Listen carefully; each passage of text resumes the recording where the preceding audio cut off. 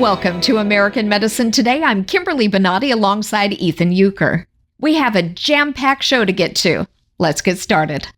Measles is one of the most contagious viruses in the world and is currently spreading around the United States. West Texas happens to be experiencing the largest outbreak. Here to discuss how concerned we should be is Dr. Matt Chalmers, biochemical expert and best-selling author of Pillars of Wellness. Welcome to the show. Hey, thanks for having me. Certainly. So first off, can you explain what causes measles and how it spreads?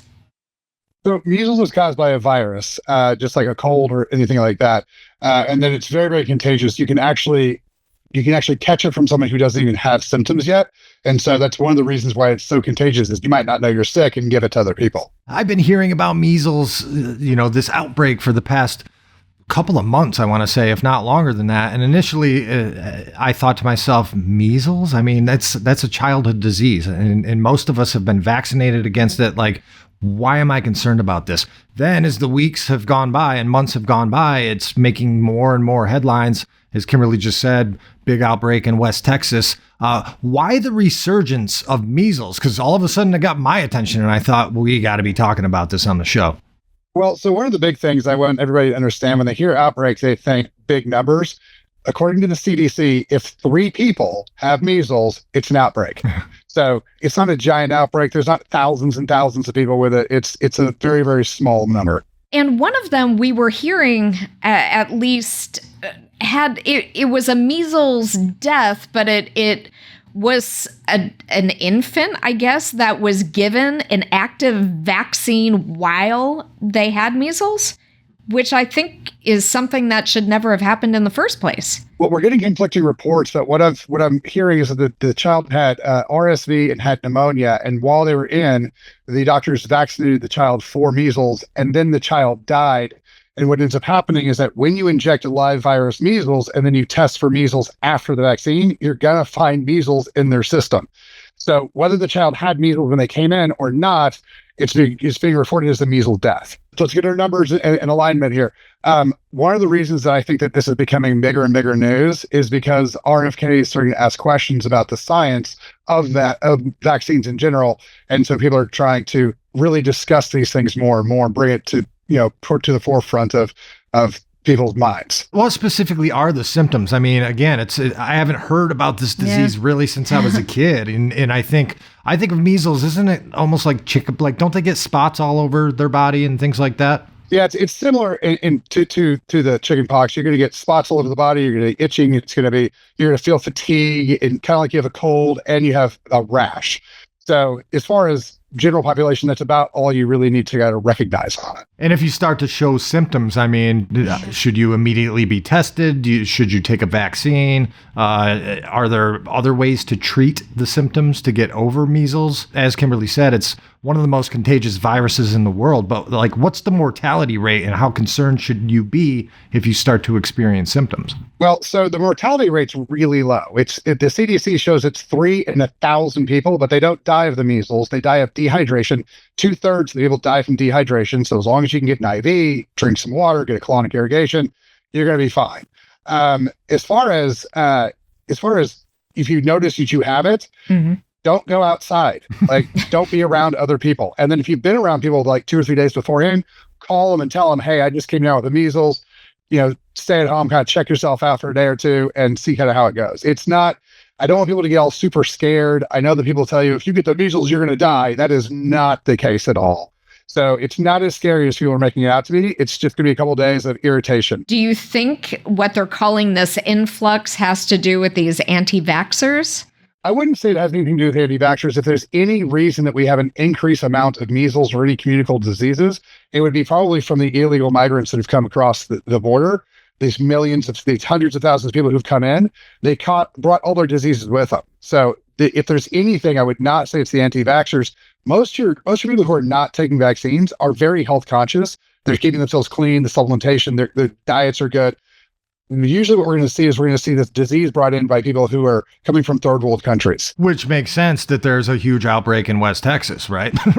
right there on the border. That would make the most sense. How would you even combat that, though? I mean, obviously, since President Trump returned to office, we've seen the border crossings just completely drop, from like 150,000 a month down to a trickle. How are we supposed to monitor and vet these people that are coming through that are possibly carrying these communicable diseases that threaten society of Americans? If these people come over legally, or they come by and we can stop them and check them at some of our medical checkpoints or anything, that would be very, very beneficial. Which is, again, one of the major reasons why we want immigration to happen, but we want it to happen in a controlled manner so we can make sure, are you bringing disease with you? If you're not, great, come on in. If you are, let's stop that and not let you bring the disease in. And for those who have had the vaccine, do they need to be boosted? Yeah, the idea of the vaccine is that you carry lifelong immunity with it, that's one of the things that I hope RFK is going to look into. One of the things we do know is if you ever had measles, which a lot of people have had the measles, you do carry lifelong immunity from that. So if you've had the measles, good job, you're safe. We're going to take a quick break. We'll be right back with Dr. Chalmers after this. You are watching American Medicine Today.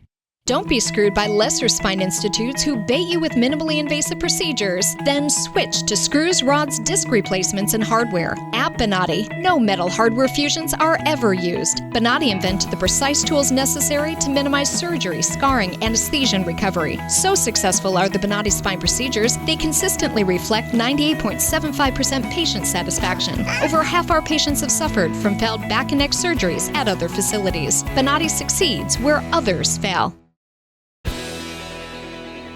Welcome back to American Medicine Today. We're continuing our discussion with Dr. Chalmers. What are your thoughts on RFK Jr. Heading up the HHS? Is it a good thing? Because, I mean, the mainstream media, and this is, of course, somebody who is a lifelong Democrat and then became an independent. And so it's interesting to watch how he is covered by the mainstream media. Now he's the enemy because he's basically part of Team Trump.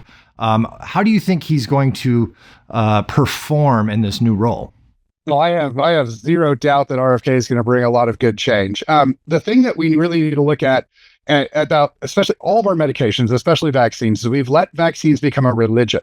You're not allowed to question them. You're not allowed to apply science. Science is asking questions, and we're not allowed to apply science to our vaccines. This is how we got the COVID vaccine, and if you can look at the massive amount of damage that the COVID vaccine has caused to our health and to our population, we need to start asking more questions about everything. Mm-hmm. But I thought it was supposed to be follow the science. Right. Strange. It's not working out that way. Yeah. Do you foresee an outbreak of other childhood diseases like whooping cough or mumps or? I'm being facetious, but seriously, I mean, could we see a return of some of these diseases that we were all inoculated against as children? The thing that worries me is that not that necessarily we would see a resurgence in actual numbers, but we'd see a giant influx of the news media covering it. So, like, for instance, if you look at the plane crashes, we're actually down this year for plane crashes, but that's all everybody's talking about. And so people think that there's a lot more than normal. So again, like these outbreaks, if there's 10 people with measles, it's a giant outbreak of measles. So I'm a little bit worried about how the news media is going to trump this up, trying to scare everybody into stop asking questions about the medications that we're giving our kids. We have been discussing this whole idea of the Girl Scout cookies and how they're finding all the toxins, these glyphosates that are in 100% of these Girl Scout cookies. Here you think you're doing something good, supporting these little kids, and now we're making ourselves ill. Any thoughts? There's a giant amount of foods that we need to cut back on. As someone who works closely with dementia and diabetes, the vast majority of the things we're putting in our body create these diseases. And so if we start recognizing these are toxins that are in our food, another thing RFK is looking to do, if we can start recognizing these toxins in our food and then restrict those foods from us, we're going to be substantially healthier. People go on diets. People tell me all the time, like, I went on carnivore and I felt so much better. And I'm like, well, Yeah, meat's good for you, but you also radically reduce the amount of toxins you're putting in your body. So that's one of the reasons you feel so much better, is because you're just not poisoning yourself anymore. And anything that they should be taking supplement-wise that helps kind of clean out those toxins? One of the big things I always try to get people to do is really increase liver food. So your turmerics, your milk thistles, your methylated B6. Getting methylated B vitamins up is a really, really big deal. Anything that's going to help clear the body of parasites is another big one. One of the parasitologists I work with had stated that, I don't know if this is exactly true or a little bit overboard, but he said 100% of the people who have animals in their homes have parasites in their bodies. So wonderful. Which is every single person we've tested who has animals has parasites, and that'll radically pull down your body's ability to, it'll decrease your immune system pretty substantially.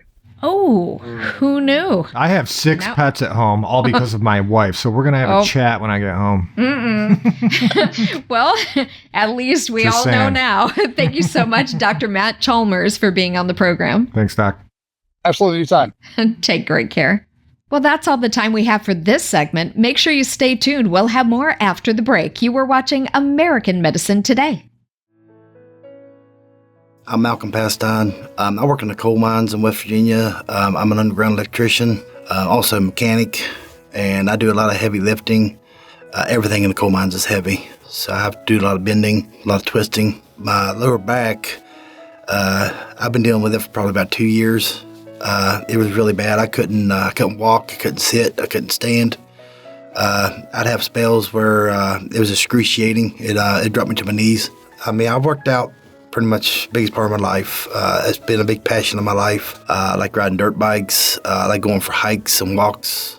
I like, hunting, fishing. I couldn't do none of that stuff. I was worried if I'd be out by myself somewhere and get down and, couldn't make it back. I was always had that worry in the back of my mind of whether I was driving, whether I was sitting, standing, what I was doing, that a spell was going to hit me. And it's kind of embarrassing too, because it almost make me scream out sometimes. The pain was severe. It was depressing.